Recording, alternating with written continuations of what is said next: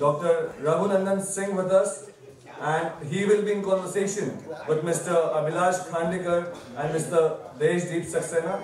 I would request these three gentlemen to please take their seats on stage. He started his career as a conservation biologist 30 plus years ago with research on snow leopard in Ladakh. Later, he worked as Regional Science and Conservation Director for the International Snow Leopard Trust. He was a member of the teaching faculty at the Wildlife Institute of India, and he is very closely involved with tiger conservation and research in a dry tropical forest of central India, and recently published this very book based on his 10-year study there. And the title says The Rise and Fall of the Emerald Tigers. In 2003, BBC Animal Planet produced an award-winning wildlife documentary film on his work with the tigers in Panna, which is quite obviously known as the tigers of the Emerald Forest. And as our first discussant for the session, we have a renowned person जिन्हें पिछले 2 दिनों से मैं और सारे volunteers परेशान करते हुए आ रहे हैं, and I would take this liberty to label him as a young man because he looks like one and he is like one. He is the one and only Mr. Abhilash Khandekar, the founder member of Society of Culture and Development. In last 2 years, we have come across some important positions that he holds. But just to remind you again, Mr. Abhilash Khandekar is a veteran multilingual journalist of India and also an environmentalist and a famous sports administrator. Moving on, as our second discussion for the day, we have Mr. Deshdeep Saxena with us. He has been a journalist for past 3 decades. Wow. Well, I believe some interestingly tough questions must be there on the way for Dr. Raghunandan ji. And prior to his present stretch with the Times of India, Mr. Saxena has worked with Sunday, Hindustan Times and TV channels such as Star News and NewsX. और अब मैं आप सभी दर्शकों से दरख्वास्त करूंगा कि अपनी तालियों की गूंज के साथ हम इजाजत दें इन्हें ये बातचीत शुरू करें. Good morning. Thank you very much for coming in your numbers you have here. But tiger is one subject that we expect more and more people to understand what tiger is all about.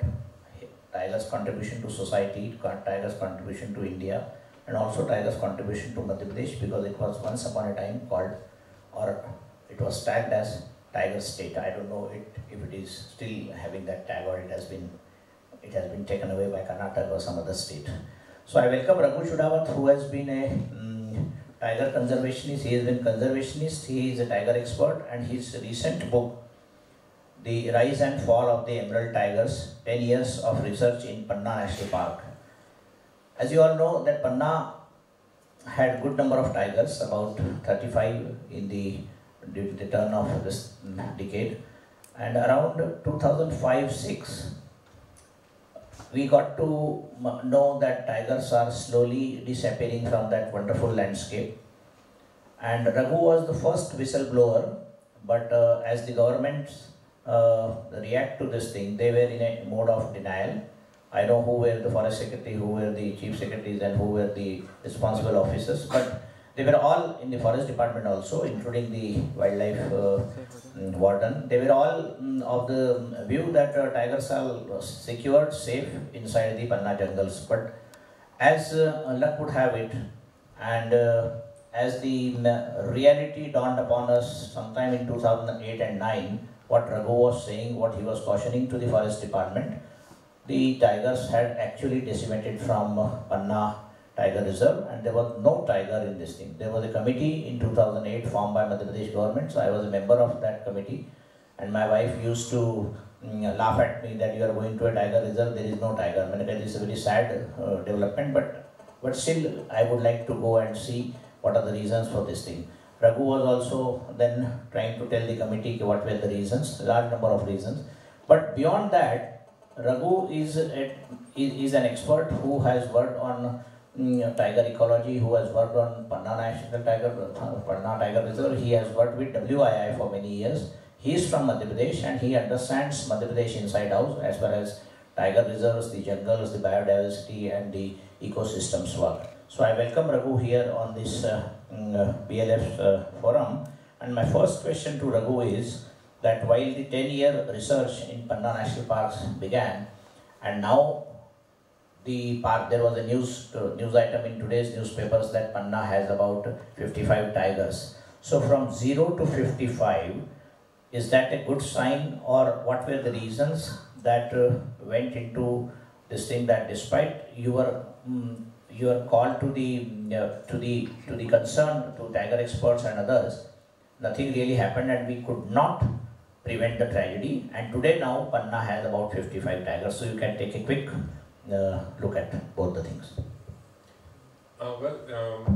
We don't know how many tigers are there. There's a claim of 55 tigers there. Yeah.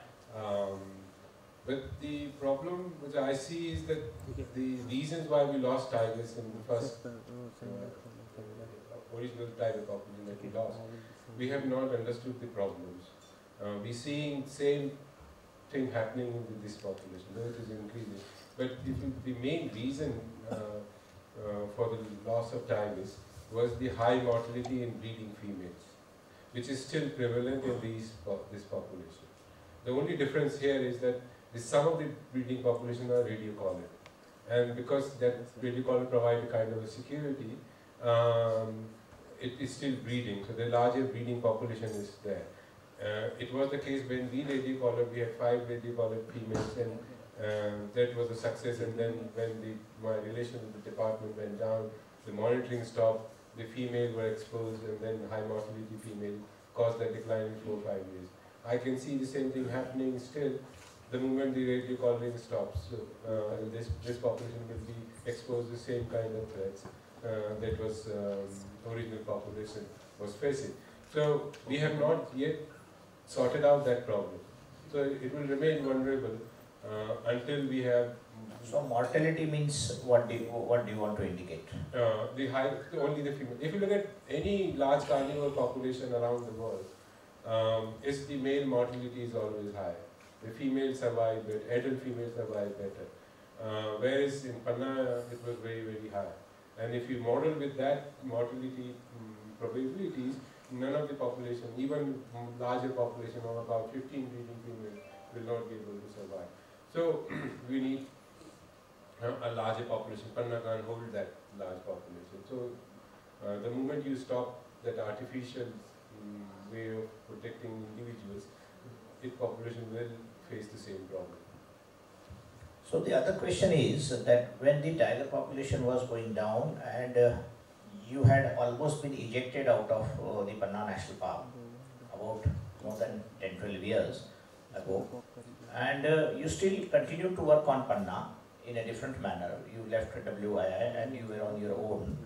Now, what do you suggest to the government, or how do you, because all the tiger experts with whom I interact in Delhi and other places, they are also worried that when Sariska happened, we could not stop Sariska from happening, and we did not learn any lessons from Sariska, and soon after, Panna happened. So, is there a parallel between Sariska and Panna? Not only Panna and Sariska, if you look at the one common thing, which is the dry forest. And so we looked at why it happened. So we looked at historical data, where tigers were present, where they disappeared, and you will find that there are 2 characteristics which makes it to explain this. One is a smaller protected population and a dry forest. So if you have a small protected population in a dry forest, it's got a serious threat. So dry forest is the largest tiger habitat of India. So we have lost most of our tiger population from dry forest. And the main reason for this is that what we call in science is a scale mismatch. In dry forest, tiger needs 3 to 4 times larger spaces. So if the female territory in Karna is about 14 square kilometer, in Panna is about 60 square kilometer. So you need much larger spaces, and which we don't have. So in 60s and 70s, when we started conservation work, when I was young, joining the field, we used to have a debate of sloths, which we call single large or several small population, and we opted for single large. But we were not able to create because we didn't have the scientific information what large size we require.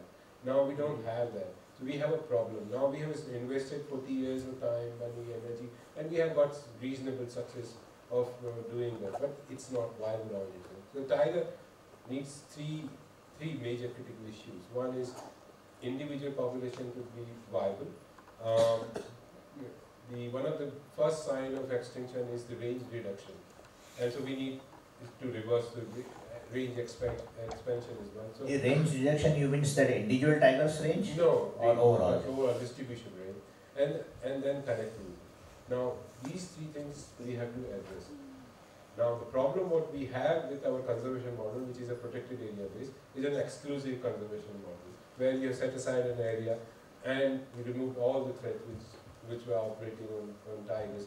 So we have created these island pockets. Now there we have done very well, but the conservation has no reach to outside areas. Now when these small areas are not viable, not connected, and can't expand their range, then tiger has a problem. We need to deal with it. Now we can't create protected areas everywhere.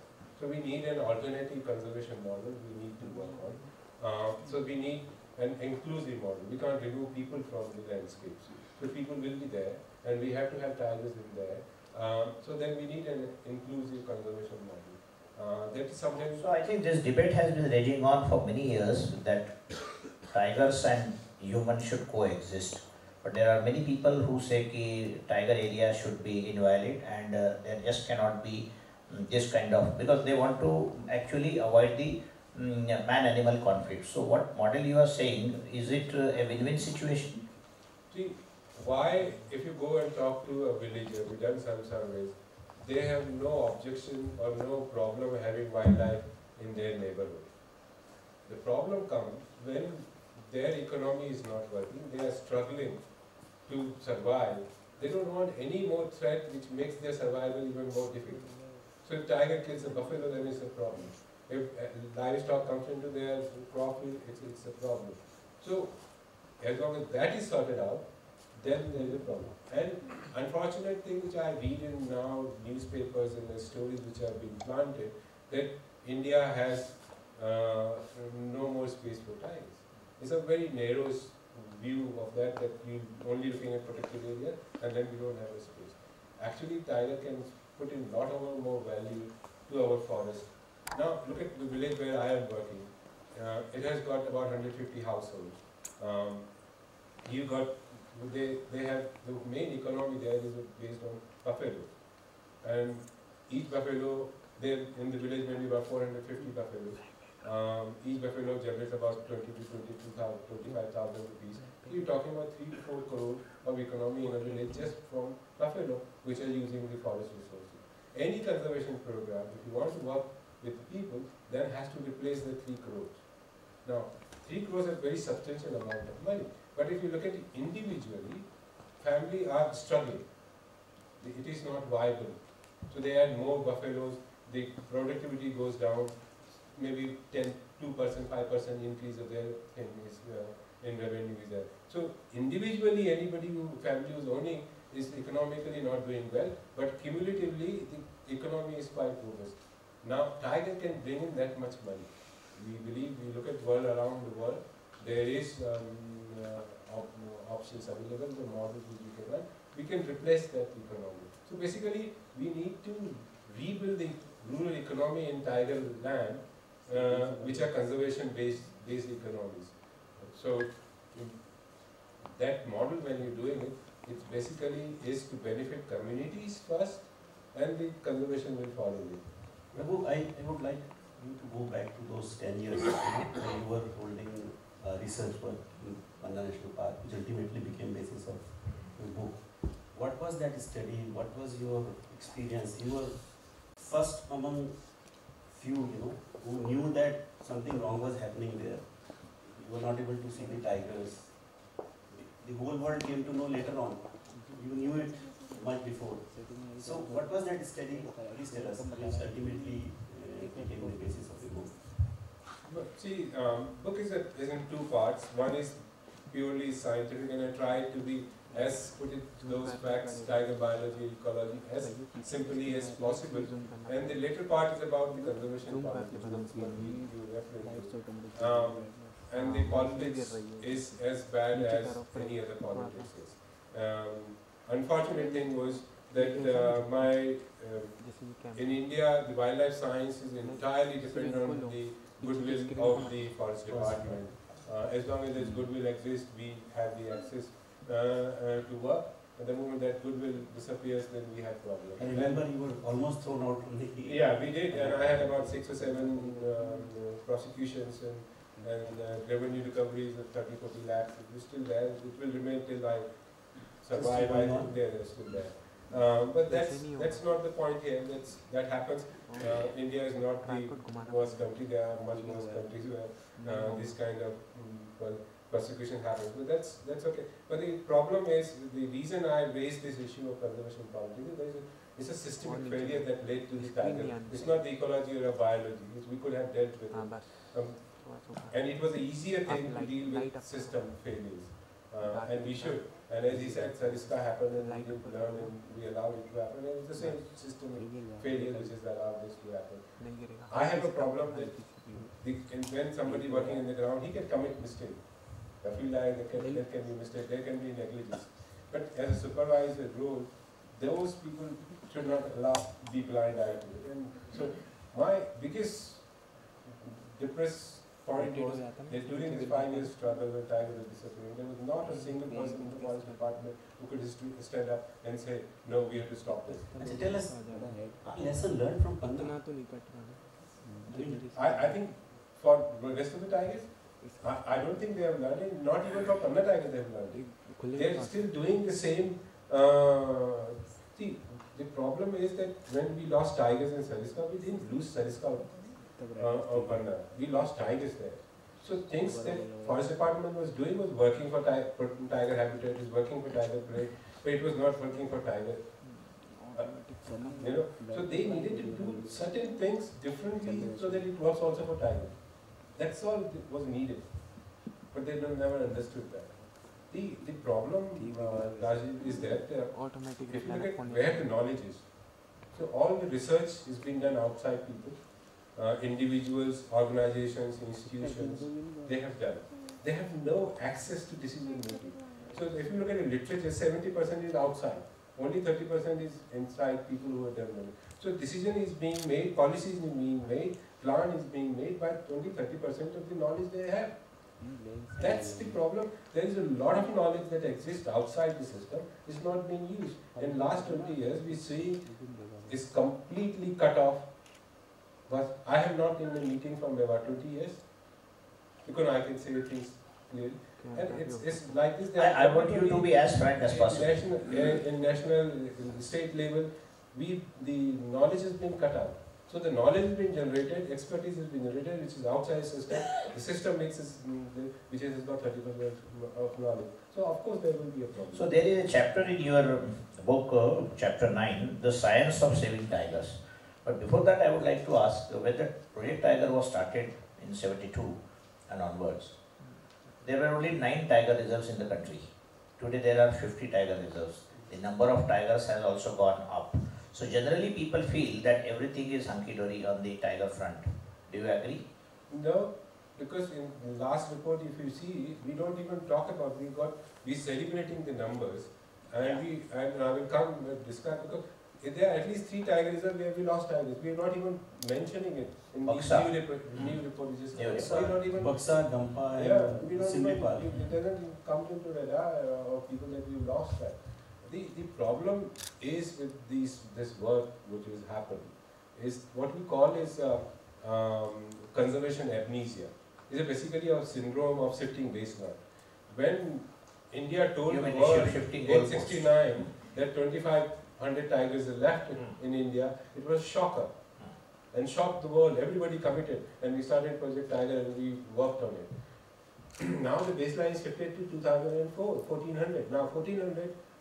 Now we're saying that we have doubled and we said it. So in 2008 there were 1,411 and 2011 census gave the figure of 1,706 and in 2014 2,226 and now it has gone up to 3,000. Basically baseline for 2,500 now is become 1,400. So now we're saying we doubled the numbers. Actually, if you look at where we started, conservation program was in 2,500 and so maybe a couple of hundred actually. And you have to look at this whole exercise very carefully. When we gave the figure of 1400, it was not actually 1400 tigers in India.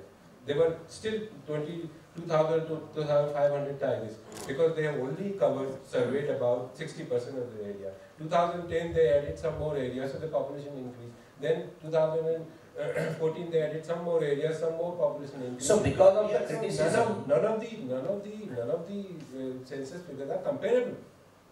Now, so in 2014, as far as I am concerned, the figure was still 2,000, 2,500, but now, because we shifted the baseline, we can tell the world that we have doubled the numbers. but beyond shifting the the baseline, they have after shifted to better technology. The Pagmark system was discontinued in 2006, and the earlier 2000. The 1400 figure came out of the Pagmark and people thought it was inaccurate, and you said there were still more tigers. No. So you believe in Pagmark system of census of tiger or the camera trap? No, I'm not questioning this method. Modality. It's completely different. What I'm saying is the figures are not comparable because you have covered only 60% of the area and came up with the actual good numbers. I'm not debating them. Okay. So that was the reliable figures which they come up with 60% of the area. Then you added 20% more area. So you added 20% more population to the problem. Then in third time you added another 20% of that. So what's wrong with The that? whole number That is the thing. And in the last census, they added another 15% by adding this time cubs. So earlier it was 1.5-year-old cubs. Now Traditionally there were no one, cubs. 1-year-old cubs. So another 150, 200 you added. So that's the problem. It's not telling you the truth is the problem. First 3 reports, if you see, they don't mention how much area they have covered. Because it exposes the figures. So is the government of India, NTCA, only figure centric? We are. Huh? That's what I was asking is, how do you see this number game? The doubling of tiger from 2010, they decided to double the number of tigers in the whole world. And But I would have been very happy. 2022 is the deadline for it. We in 40 years of time, I don't think any country has committed so much money, generated so much expertise, so much political will set aside for tiger alone. No range countries has done. And for instance, any developed country for their own species have done it, what India has done it. So it's fantastic. But what we have achieved, if you had 5,000 to 6,000 tigers, double the number in 50 years, it would have been much better. We had a better chance of doing it in 60s and 70s and 80s than now doing it now because of the development pressures Economics and is pressures over environment. But it still is possible because like Madhya Pradesh has got 80,000 square kilometer of tiger forest. We have found tigers in 15,000 square kilometer of area. The tiger reserves are only 4,000 square kilometers. But Raghu, you will appreciate at the global level, people are looking at India as the only hope for saving tigers. And are we not doing sufficient for that? Are we not protecting our jungles? Are we not protecting our biodiversity? Are we not protecting our rivers? And are we not protecting our tiger habitats? I'm certainly not protecting our rivers. That I do not agree. I think we are not protecting, we have not done enough to protect our rivers. But if you look at conservation-wise, what India has achieved, I think we are way up. In many developed countries, you look at highest density of rhinos, where are in the world? We have in India. Where is the highest density of lions in the world? We have in India. Where is the highest density of snow leopards in India? Highest density of tigers is in India. You go on, the things which we have achieved for rhinos, for hundreds and hundred rhinos to 3,000 rhinos, lions. So what we have been able to do it is quite substantial. It is capable of doing it. That's what I'm saying. That we are also capable of having 10,000 tigers. Around the world, people come to see tigers. We have only a handful of places to go see, maybe 10. Why can't we have 100 places to go and see tigers? It is possible. It adds value. It can raise money. It can provide that money to the communities. Our conservation has failed to provide the benefits of conservation to the local community. That's the problem I see. Sir, I would tell us one thing. A few minutes back, you were telling us that 80% of the research work is being done by the people who are not in forest department. Right? This is the question. Can we take tiger conservation beyond forest department? And how it can be achieved? Is it impractical? Well, in a very close circuit, first time I'm telling it open, are we right when we gave the responsibility of managing our forest for wildlife and got forester the right choice? Because in a wildlife manager, forestry is no role. Okay? But we have given right or wrong, it has been given. But we have to create a professional system to manage it. That's we are not able to create. It works with individuals. You have an individual brilliance, he will work. And like P.K. Chaudhary when Panna was there, it worked. I don't think I have seen any well-managed park in my life for 30 years when it was managed by P.K. Chaudhary. You know, and the same staff, same guard, and then some field director came and we lost all the time. So that was the leadership issue? It's the leadership issue. See, Individuals the staff is very, very weak part of the society. His entire survival depends on the goodwill of the bosses. He knows what boss wants. When P.K. Chaudhary wants all firewood, no disturbance in the area, he will do it because it makes his boss happy. If next boss comes and he is not happy, he doesn't bother, why should he bother?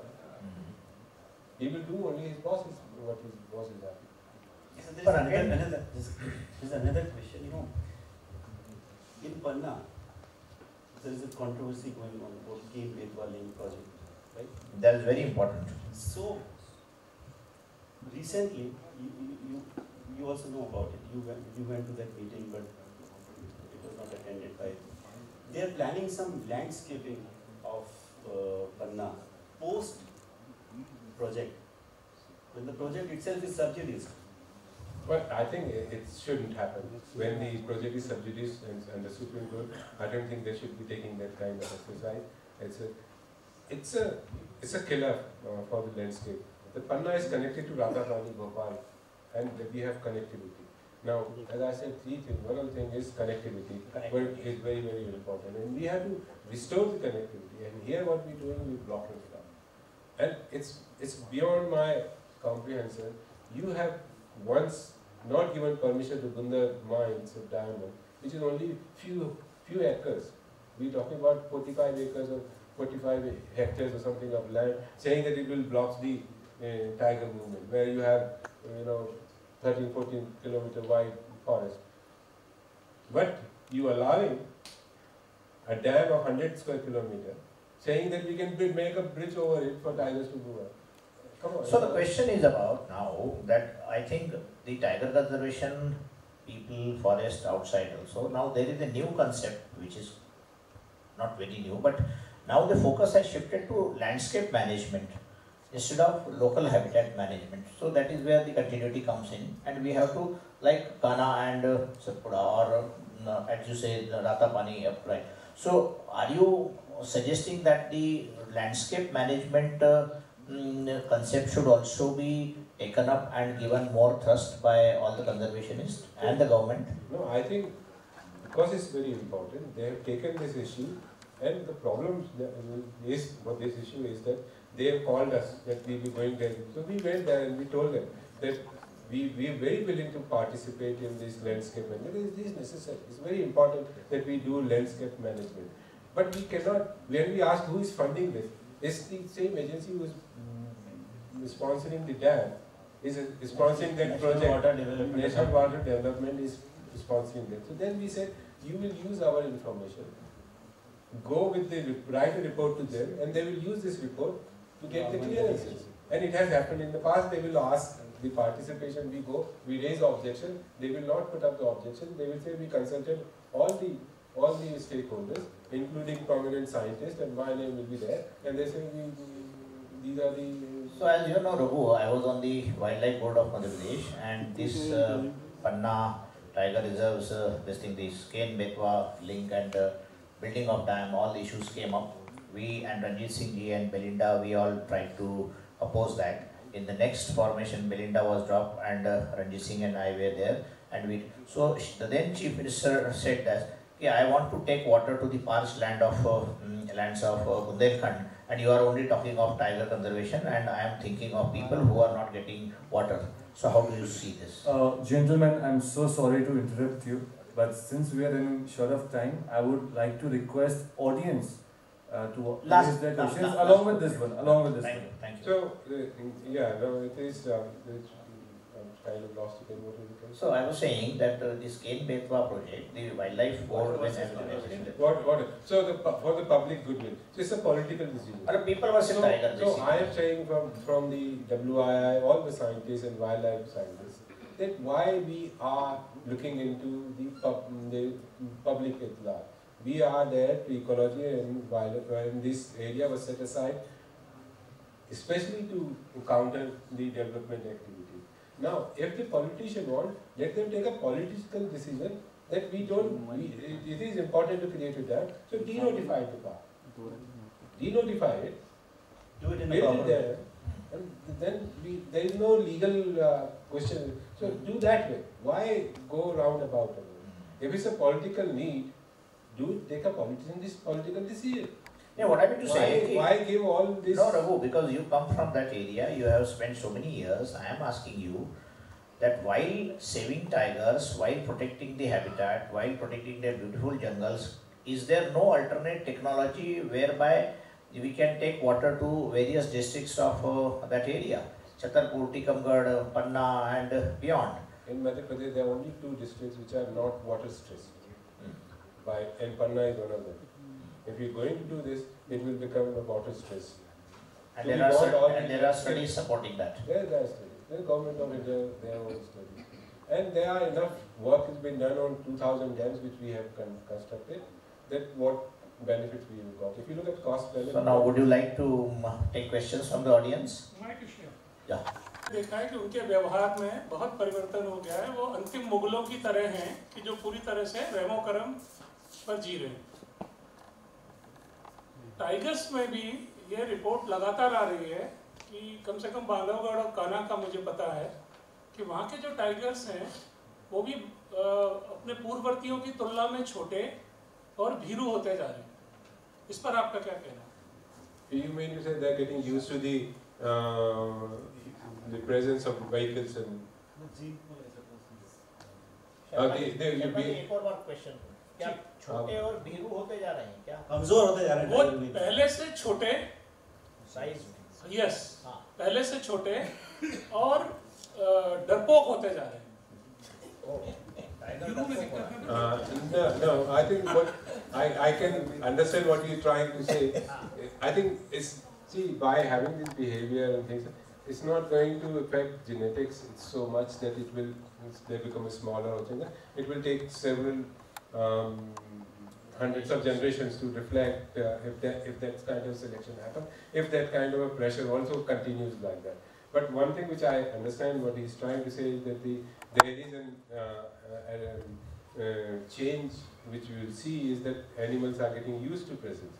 Now, what I really don't like in the national parks is that, and especially 80% or 90% of now are we Indians which are traveling going to the park, is that we make noises. We behave very differently. So there a tiger cub which is growing up with the noise surrounded by these jeeps. And when he grows up and goes to the village and then people shout and scream and try to scare him, he is not scared because he is doing it and seeing it every day. So it's a something, when we go to the park, everyone, we need to make them aware that it's not a picnic park. We are going and we have to respect that animal. We have to be quiet, keep distance, so that it don't fall into the kind of problems you're raising. It can happen. Yes, second question, please. Yeah, Children Cats program in Africa at all, and even sometimes also in India. And what I see from the broader picture, my hope is limited, but I think doubling space, what is going on in different areas, and having more paramilitary control system would be the only situation to cover up, let's say, the livings of those big cats. In Africa, we lose from 200,000, you know that, from 200,000 lion, we have now 18 to 20,000, and only 5 from the genetic pool, vital populations in all Africa. And so I think I have limited hope for Nepal, for Bhutan, for Russia, and for your country. All the other tiger estates, I would not invest any money on that. And tourism should be under a controlled pattern of a new conceptual framework all over, not only noise. I thank you for your doing, and I hope for India that you are lucky in the next 20 It's actually not years. only in India, it's the subcontinent, and you Yeah. forgot Bangladesh. And Okay. Bangladesh is not only doing well in economically, Yeah. but it's also done wonderful work on Yeah. tiger On conservation. Sundarbans. And it's there is lot India can learn Yeah. from. So actually, if you look at tiger conservation, wildlife conservation in Asia, Yeah. the subcontinent has done very well. Yeah. Nepal, Bhutan, Bangladesh, Yeah. India, and Sri Lanka, and parts of Pakistan. Yeah. You will not forget this. Parts of Pakistan have done wonderful work Yeah. and up in the mountains. So subcontinent is in leading light as Yeah. far as the Yeah. wildlife conservation Yeah. in the world is concerned. We doing it, but there is a slightly different thing, because in India the kind of population we have, it's very difficult to militarize the zones. Yeah. It is not possible. Then it becomes a safari parks. We want all the entire landscapes, and tiger adds a lot more value to the forest if tiger appears. And it is possible. In India, people are quite tolerant. You see, when you drive on the road, you know how tolerant we are when we drive. So we are very tolerant of many things, and we are also tolerant. We have the largest population of elephant lives. We have tigers living in urban areas, leopards living in urban areas. We have not utilized that sentiments in our conservation work, but because we are entirely worked in last 50 years on one exclusive conservation model. If we work and we find India can be a leader in showing how inclusive model can I work. clicked the finger for that. And last question to you: what's about the prey density and those things? Prey densities in our protected. Yeah. So we are very successful in our protected area model. We have not been able to do it because we have not done any conservation in outside of protected area, so it is not reflected in there. But the prey densities in good tiger density to survive is mainly because we have done very well with our prey densities. And about lantana plant? Well, lantana is an exotic species. Is a problem. Is a problem, species, yeah. but it's not hampering our density. So it is. Okay. Thank you so much. And Thank you so much, sir. And I believe that marks the conclusion for the session. I'm so sorry, sir, we cannot take any more questions. Okay, one last. One last question, please. यार वो mic तो बुलाओ sir उधर चला गया चलो मैं I would like to ask you, who are these tigers who are around Bhopal? Are they conservation wale tigers, or they are just become vermin around our forests? The issue is that you are conserving tigers in protected areas. What about those who overflow and come into the non-protected areas and become cattle lifters? See, all the wild tigers are conservation tigers. It's What is the other category? there is no other. No. Kerwa and Kalia Sot, these are conservation tigers. They are very important conservation tigers, and that's what we entire focus of. We were talking about connectivity, landscape. These are very important for us to look at. Because we have not worked on our non-protected areas as far as conservation. So conservation is not reached there, and we have not worked, and we have not planted, and we have not taken advantage of our success stories. That's why we see the as a vermin by some people. They are not, and we can turn them into money generating economic incentives. As Raghu had said this thing before, tigers don't unnecessarily come out of their habitat unless they are driven out because of the hunger and other places. So that is what he was trying to make a point earlier also, that our tiger management system should be very robust, and the areas, protected areas and the tiger reserve should have area. Therefore the buffer zone and other things came up. But now tigers are coming into Bhopal, which was their own area once upon a time. That is what the tiger experts say. But Saxena ji. Last question. Last question. During your stay, in Panna, did you see any conflict of considerable magnitude between the conservation efforts and mining mafia? Because once our Chief Minister, last Chief Minister, while declaring the buffer zone of Panna National Park, he was very reluctant. He said, "Kya hota hai ye buffer buffer?" No, this was mining, sandstone mining was huge, but it stopped. And so there was a huge conflict. It's still a conflict, and mining is a huge lobby because it generates employment and it generates money. And we are saying that it's not only buffalo economy, but the sandstone mining, everything can be compensated by if we do conservation work. But we need a different conservation model which generate with the intention that the benefit of conservation goes to the entirely to the community, and the conservation will happen automatically after. Thank you so much, gentlemen. And I believe that marks the final conclusion for the session. And it was indeed, yes, a conservative topic.